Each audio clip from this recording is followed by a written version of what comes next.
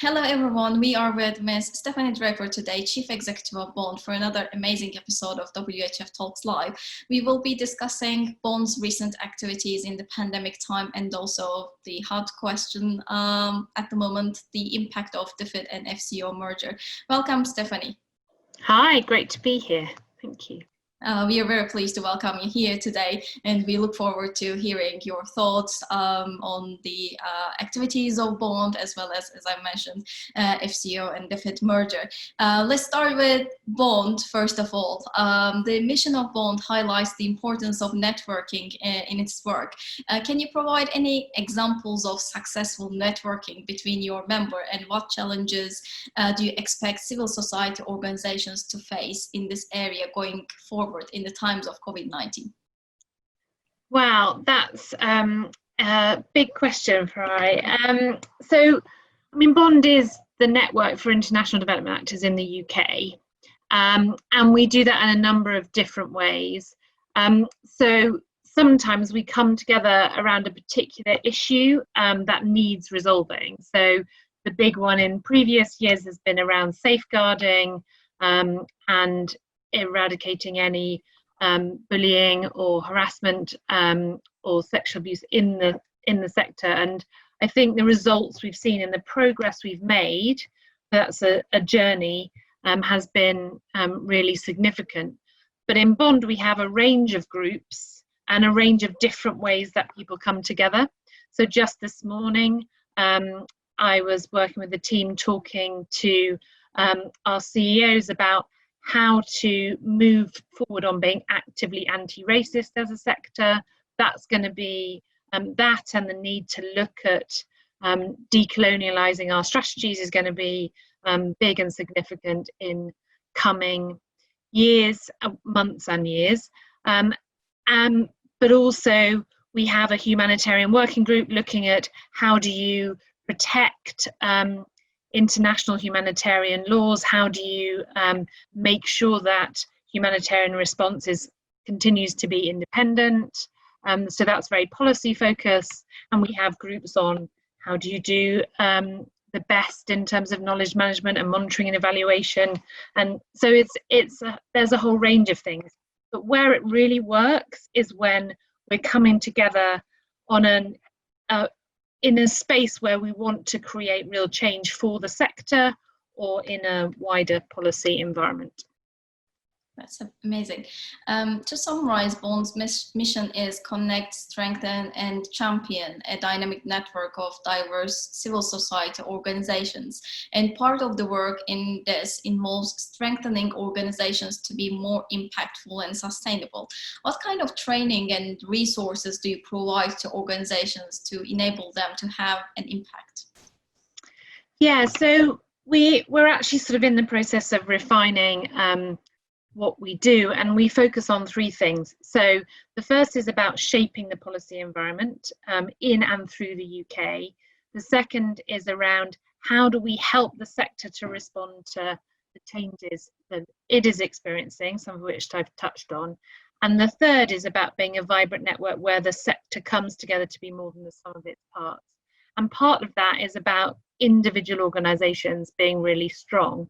So we have a lot of opportunities to do that through the working groups, again, that I've mentioned, but also through our training. So you can come together and learn about the basics of how development works, learn about, we've got a relatively new piece of training, which is about how do we tell stories in a way that is locally led and allows people to share lived experience and really magnify their own voices.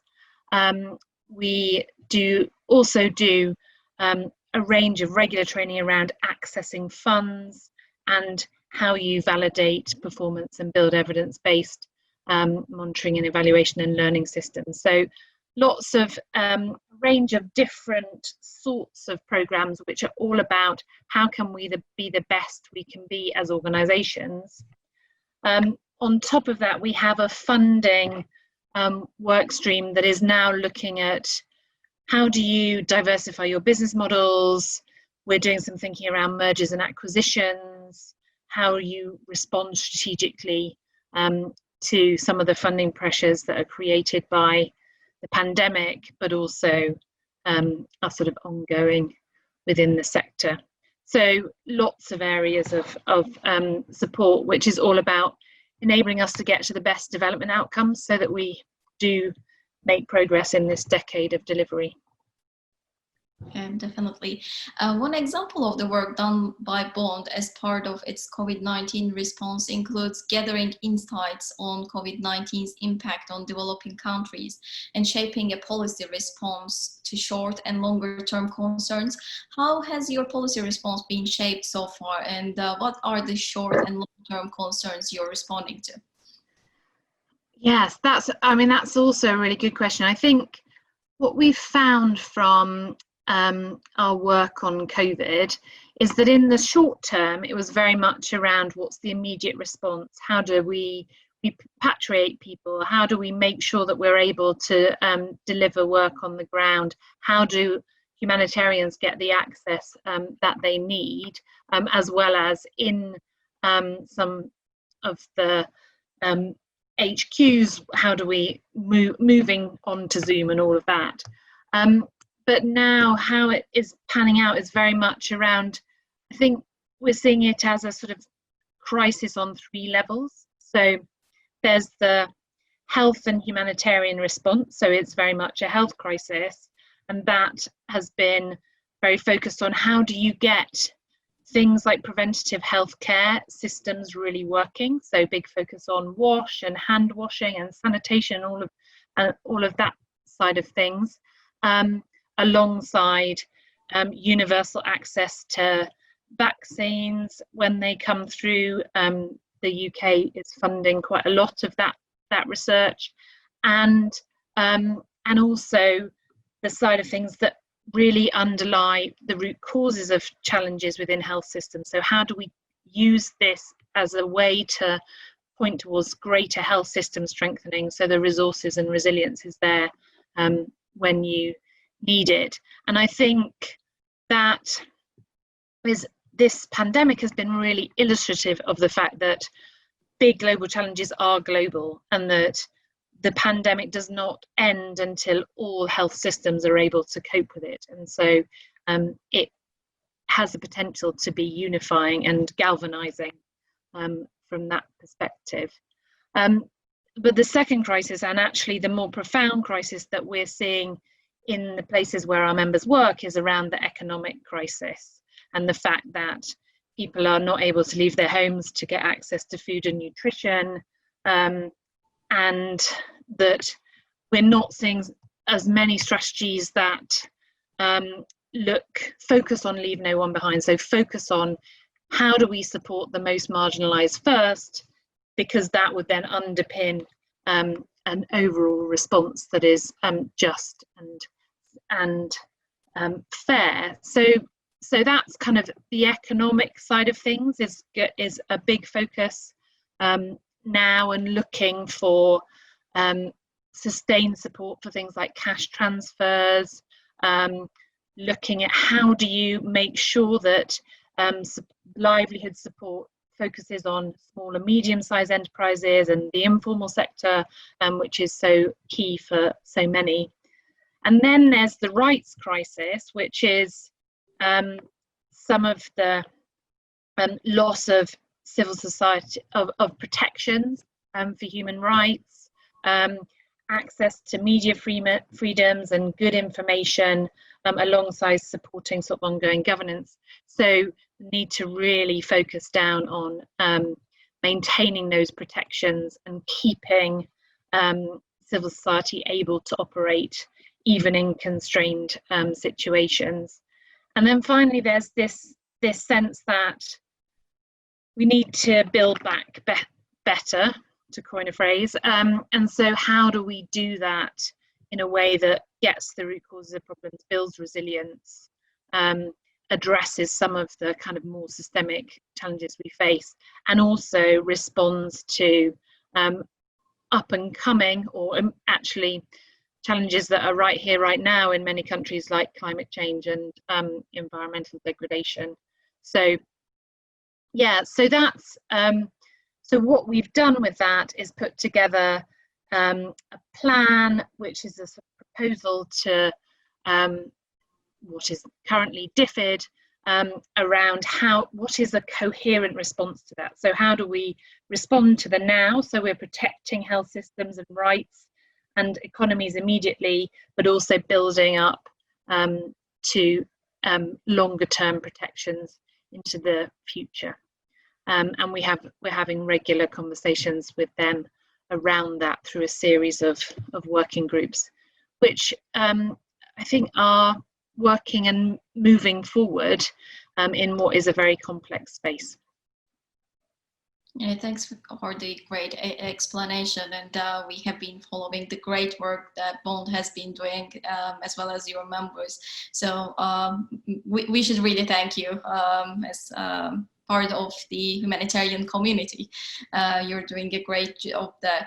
I would like to bring the conversation to DFID FCO merger, which has been a great discussion topic for a while now.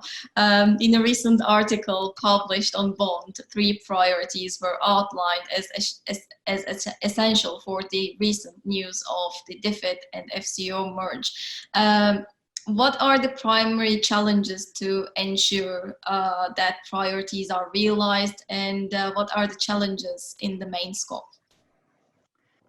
Yeah, so obviously the merger comes at a time when everyone is already flat out on the COVID response, also dealing with the fact that GNI is decreasing, so there's a reduction in the aid budget, which is having an impact on programming. I think the challenges, there are many, but if I were to pick out 3, I think the first is around how do you really properly combine different objectives. So DFID is respected because it's a partner working with governments and people on the ground to help those who are in marginalised communities to look at alleviating poverty first as a sort of primary objective. And the FCO is focused on the UK's diplomatic efforts that are about protecting the UK and building trade deals and all of those sorts of things, which are both of which are critically important.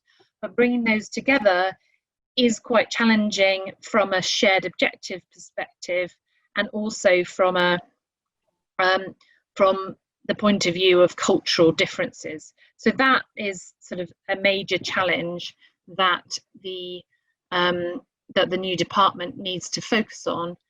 At the same time, there needs to be the political will to protect the systems that are in place to hold our ODA spend and the work that we do on development to account, and bring that into what we do in terms of wider foreign policy. So that's why one of our 3 asks is maintaining independent scrutiny through ICAI, and also looking at how we maintain the right sort of levels of parliamentary scrutiny, so that we are accountable to the people that we serve on the ground, but also to the UK taxpayer, who, from what we see, really want to see that focus on helping those who most need help first. So that's that. And then I think the other challenge, which is cultural, is around that accountability and transparency. Sometimes rightly, you want to keep some of your diplomatic activities close and private, but development needs to work on the basis of being accountable and listening to other people and working to their agendas, so that you are building self-sufficiency, you're driving a locally led response.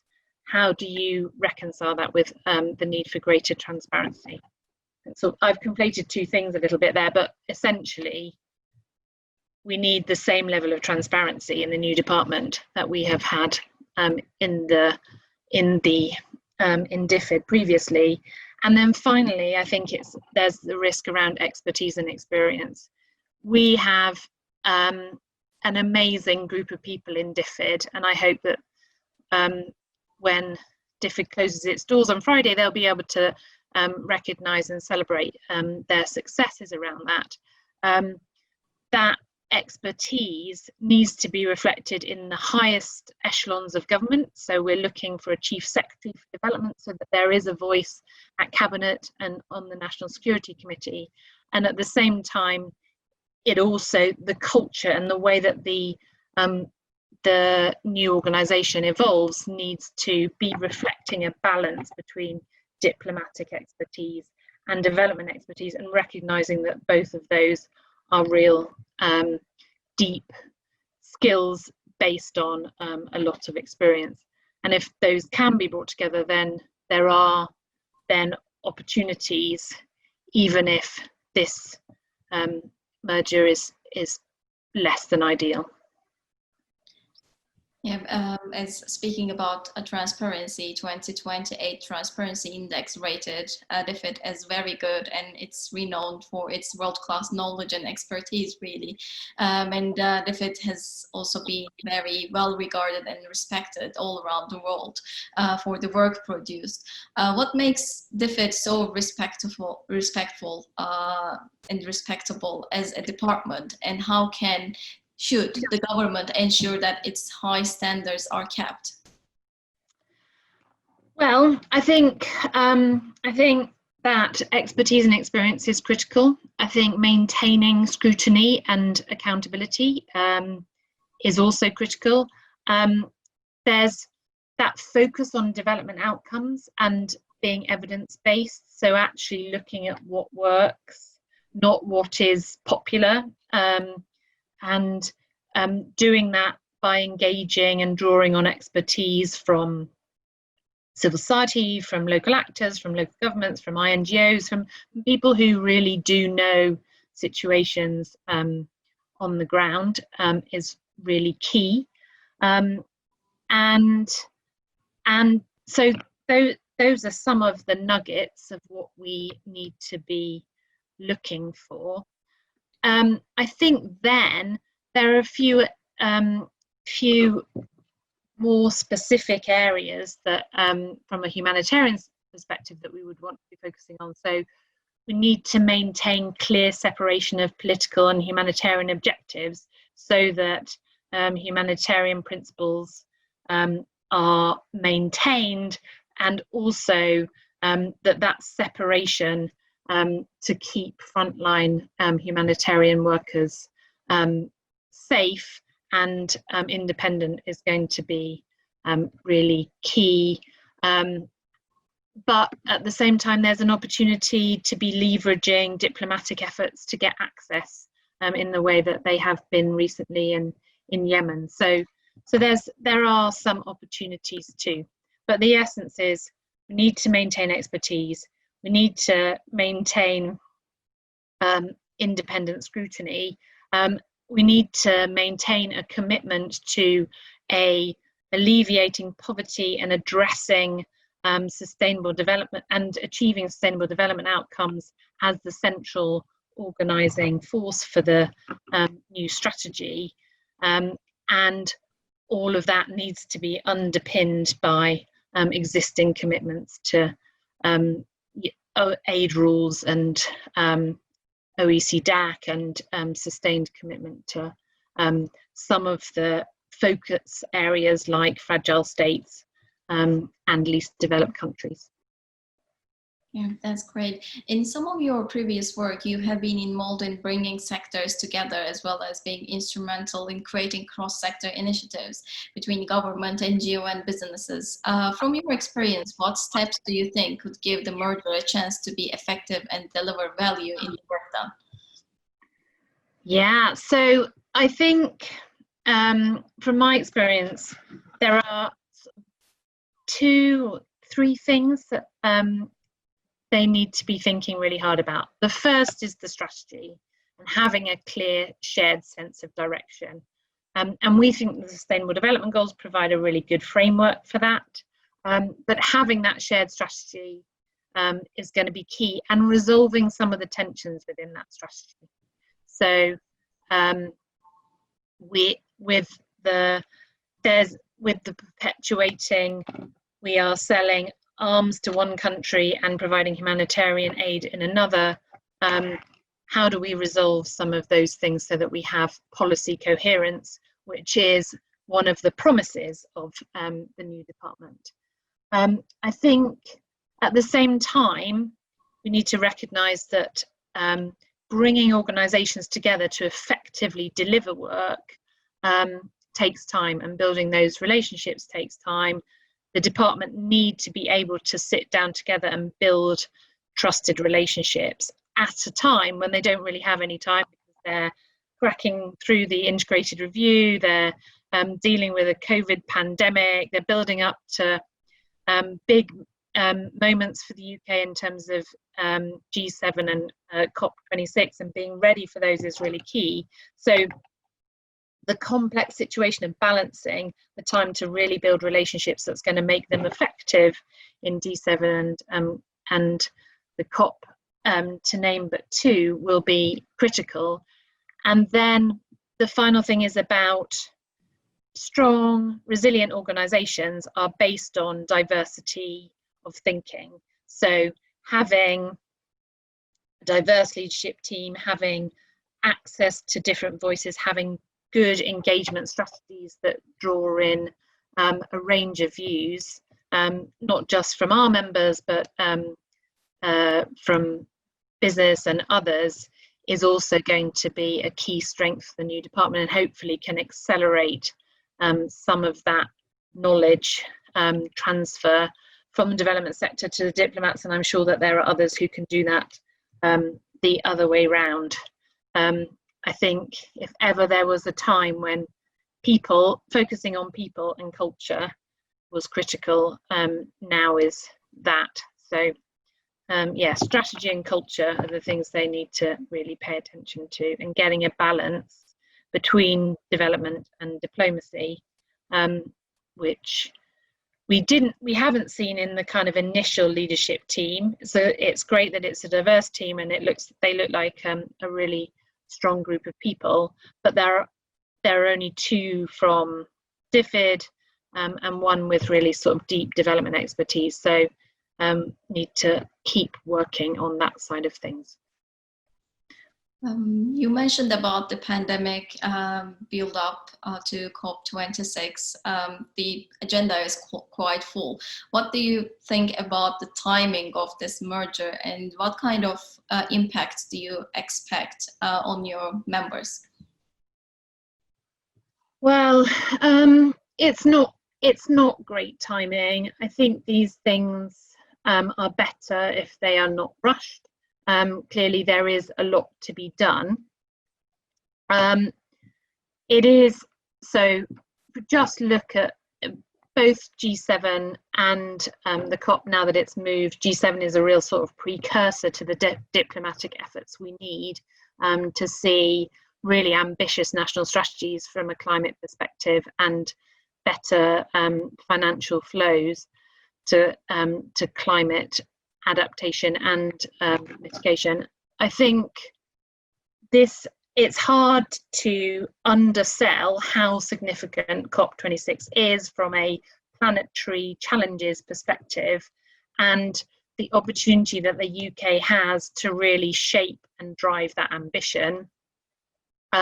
So there's no room to fail for the new department to get to being fully functioning by then. So if I had been the decision maker, I probably wouldn't have decided to do a merger alongside all of those other challenges. But now the pressure's on to really make it work so that we can deliver good focus on economic recovery and bringing in sustainability outcomes and things like just transitions and much greener economies from the G7 alongside protecting health systems and system strengthening and that side of things, and then into COP, where obviously the focus is on making the progress we need on climate, because it's having a massive impact on the people we serve on the ground right now. Yeah, thank you for the sincere opinion. In another article you wrote yourself, you discuss how 4 key transitions have been identified for changes in the international development system, which are climate change, new routes to development, redistribution of power, and reinvented charity models. With these inevitable changes providing both challenges and opportunities, how does the merger tie into this? Well, so international development and humanitarian work was already in a maelstrom of change. And these pressures have intensified through the pandemic, and through, I think the merger adds more complexity to that. That said, if we can think forward to a strategy for the sector that is responding to those challenges and recognizing that actually development pathways are different now, that it's not just a sort of that natural step from agriculture to added value to industrialization. Those sorts of classic pathways are changing, and technology is changing that, and so is the role of business, and also the need to look at resource scarcity in that mix. So we can't just build more consumption-based economies. So how do we sort of recognize that and look at the opportunity to reinvent things?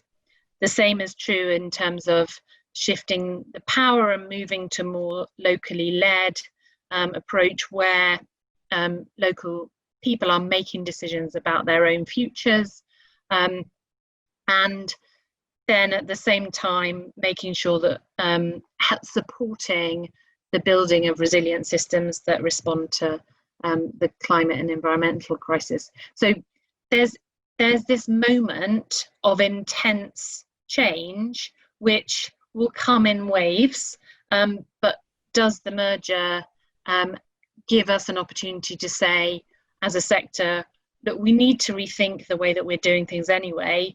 You as a new department need to be thinking forward and factoring in this into your decision making for the long term, which means a focus on livelihoods, on greening, on system strengthening, on ensuring that everyone has access to basic services like education and nutrition.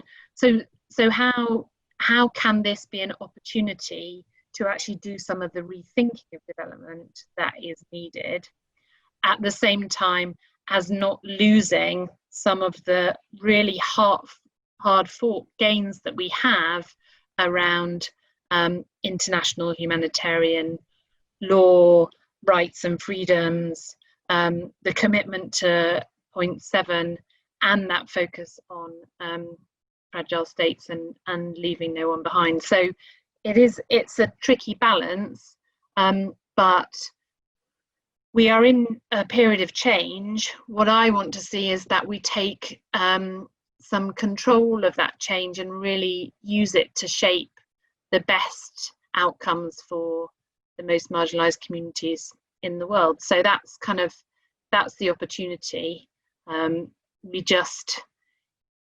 It's just complex in terms of the realizing, because there are many different factors at play, and for many of our members, they are also grappling with some very real funding challenges, from loss of fundraising through the pandemic, from the reduction in our aid budget, alongside the impending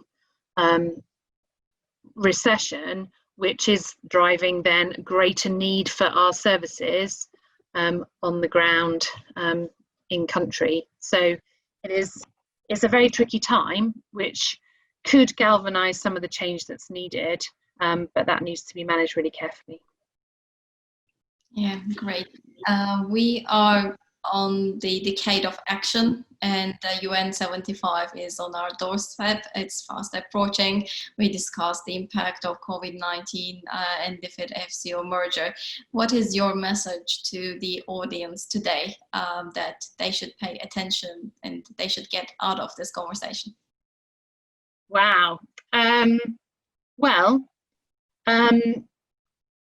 I think that we need to, there's opportunities to look at things afresh and to do things differently, but we must be focused on how do we achieve the best in terms of development and humanitarian outcomes, and that needs to be underpinned by our values and the areas that we need to protect, like the rule of law. So I think there's an opportunity for change, but it's going to need some hunkering down and some sort of real resilience to move forward in the current context. And we need to also look after ourselves in that as well. So yeah, it's a big question. So I'm not sure that I've quite answered it, but yeah, let's take the opportunity to do things as well as we possibly can, and get to the commitments that we've made around the SDGs, around the Paris Agreement. They're there. We need to realise them. Thank you, Stephanie, for your time today and for the great conversation. It has been really insightful and also very informative. Thank you once again for being part of World Humanitarian Forum and being a great contributor. Oh, thank you, Ferrari. It's been really good to meet you. And yeah, hopefully lots to inspire and move people forward. And do get in touch if you want to know more.